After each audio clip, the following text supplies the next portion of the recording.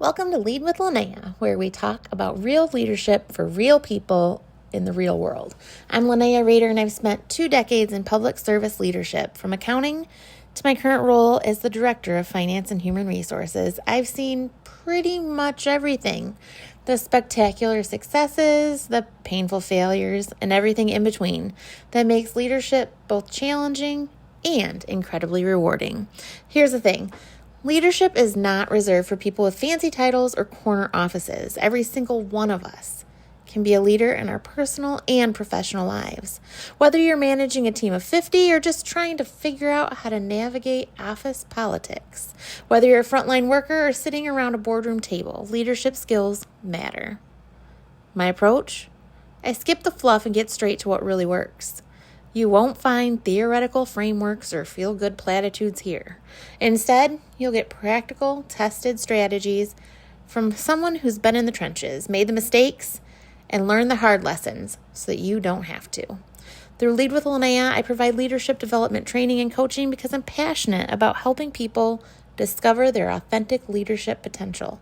And honestly, some days you need to laugh to keep from crying, and some days you just need someone to tell you the truth about what leadership really looks like. So whether you're listening while you commute, taking a walk, or just need someone to remind you that you've got this, I'm here for you. So let's dive in and talk about what it really takes to lead with authenticity, impact, and maybe a little bit of sanity. Ready? Let's go.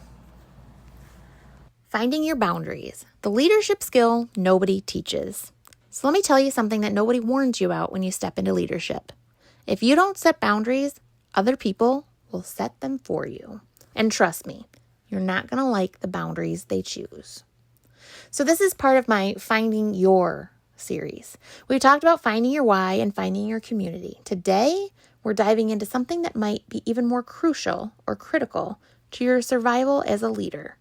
Finding your boundaries. The reality nobody mentions. You spend more time with your coworkers than with your family. We said this last time too. Think about that for a second. You're at least at work 40 hours per week, not counting your commute time. You get home, handle whatever needs handling, crash into bed, and wake up to do it all over again. Your active, awake hours during the work week are spent with people that you work with, not the people you choose to build a life with. It's not a judgment, just a reality. But here's where it gets dangerous. When you don't set clear boundaries, you're handing over control of your life to people who don't have the same investment in your well-being that your family does. Without boundaries, work bleeds into everything. Emails during dinner, calls during your kid's soccer game, lying awake at 2 a.m. stressed about tomorrow's meeting, canceling plans because someone at work really needs you, missing your life because you're always on. And the worst part? Nobody forced you into this. You did it to yourself by not drawing clear lines about what's acceptable and what isn't. The give an inch problem. Here's something I've learned the hard way. If you give an inch, somebody will probably take a mile. And honestly, it's not always malicious. Most people aren't plotting to take advantage of you. They're just human beings naturally pushing boundaries to see what they can get away with. It's like kids testing bedtime rules. They're not evil. They're just seeing how far the fence extends. The problem is, once you start moving that fence, everyone notices. One person shows up 10 minutes late and you let it slide. Suddenly, half of your team thinks punctuality is optional. You answer emails at 10 p.m. a couple of times. Now people expect you to be available around the clock. You work through lunch consistently. Your team learns that dedicated break time is just a suggestion. Here's what drives me crazy. Leaders who give an inch, watch it turn into a mile, and then act shocked and betrayed when their entire life is consumed by work. You set the precedent. You taught people that your boundaries were suggestions, not requirements. So what boundaries actually look like? Boundaries are not about being difficult or inflexible. They're about being clear about what you can sustainably give without burning out or sacrificing what matters most. So here are some boundaries I've had to learn to set and still struggle with at times. Time boundaries. Work ends at a specific time unless there's a genuine emergency. And no, someone's poor planning does not constitute your emergency. I check emails during work hours, and I am doing far better not continuing to check it all night long. I either take my lunch break or I account for it.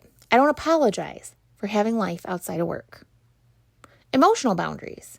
I care about my team, but I'm not their therapist or their parent. I can be empathetic without absorbing everyone's problems as my own. I can support people without fixing everything for them. Responsibility boundaries. I own my decisions and their consequences, but I don't own other people's choices or feelings. If someone's upset because I held them accountable, that is not my burden to carry. Communication boundaries. I try not to respond to work communications outside of work hours except in true emergencies. I'm doing better on this one than I have in the past, but it is still a struggle. I don't engage with inflammatory or disrespectful messages until I've had time to respond professionally. And I don't continue conversations that have become unproductive. The guilt trap. The hardest part about setting boundaries isn't the logistics, it's the guilt. You'll feel guilty saying no. You'll feel guilty leaving on time when others are staying late. You'll feel guilty not responding to the text immediately. You'll feel guilty prioritizing your family dinner over someone's non-urgent request. Let me save you some time. That guilt is lying to you. Setting boundaries doesn't make you selfish, lazy, or uncommitted. It makes you sustainable. You cannot lead effectively if you're exhausted, resentful, and disconnected from the people and activities that give your life meaning.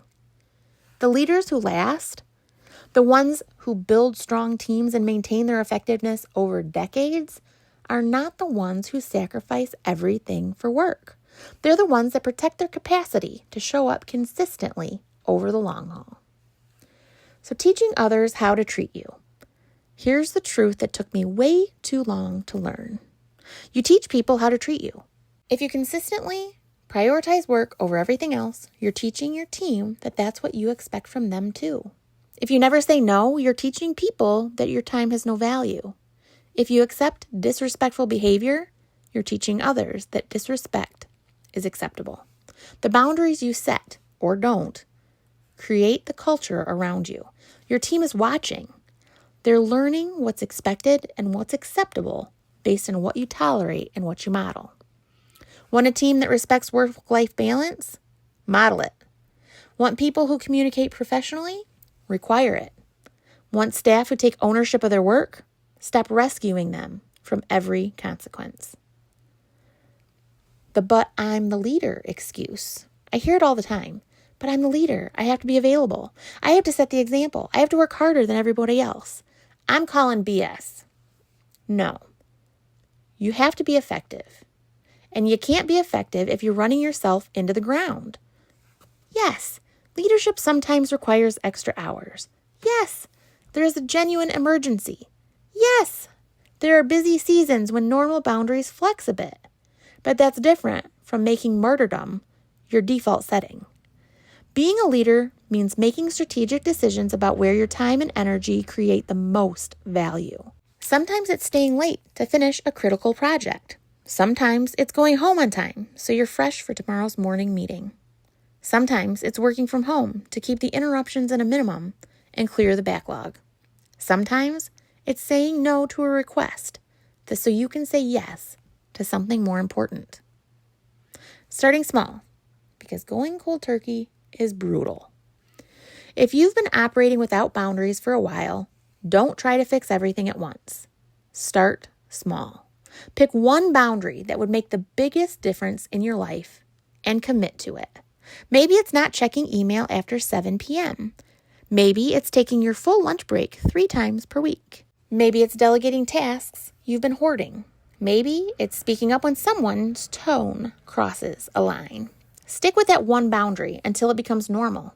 Then add another and another. You're not trying to become rigid and inflexible. You're trying to create sustainable patterns that protect your capacity to lead well over the long term. The pushback is coming. Here's what nobody tells you. When you start setting boundaries, some people will push back. They'll be confused, frustrated, or even angry. They'd gotten used to the unlimited access to you, and now you're changing the rules. Let them be upset. Their temporary discomfort is not your responsibility to fix. The people who respect you will adjust. The high performers on your team will probably be relieved because they want boundaries too. And the people who are genuinely upset about your boundaries, that tells you something important about their expectations and the relationship with you. What you're actually protecting. Boundaries aren't about being selfish. They're about protecting your capacity to show up as your best self in all areas of your life. When you set boundaries, you're protecting your health, your relationships, your ability to be present with your kids, your mental clarity, your creativity, your long-term effectiveness as a leader. You're also modeling for your team what healthy leadership looks like. You're showing them that you can be committed to excellent work without sacrificing your humanity. You're teaching them that sustainable success is better than burnout. So the daily practice. Every day you'll face choices about boundaries. Someone will ask for just 5 minutes at 7:31 p.m. A crisis will feel urgent, but it actually isn't. You'll be tempted to skip lunch to power through your to-do list. In those moments, ask yourself, is it sustainable? Am I making this choice from clarity or from guilt? What am I teaching others by saying yes to this? What am I saying no to if I say yes here? Your boundaries are only as strong as your daily commitment to maintaining them. You get to choose. So here's the bottom line. If you don't protect your time, your energy, and your life outside of work, no one else will. It's not your employer's job, your team's job, or your boss's job to care about your boundaries. It's yours. You get to decide what you're willing to give up and what you need to protect. You get to decide what sustainable leadership looks like for you.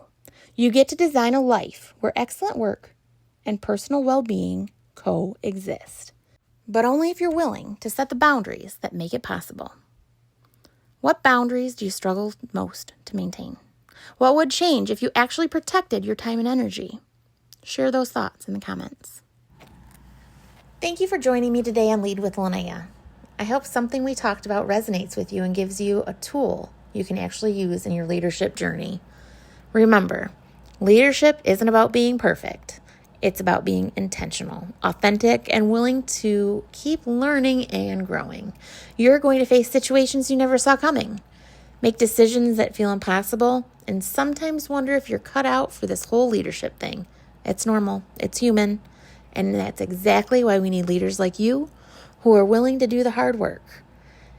If today's episode sparked some ideas about training or coaching for you or your team, I'd love to hear from you. You can reach me at Linnea at leadwithlinnea.com or give me a call at 269-621-5282. Whether you're looking for one-on-one coaching, team training, or need someone to speak at your next event, let's talk about how we can help you and your people become the leaders your organization needs. You can find more resources, read my blog post, and learn more all about my services at leadwithlinnea.com. As always, carry social kindness with you everywhere you go. This world needs you and your positive mindset. Until next time, keep leading and keep growing.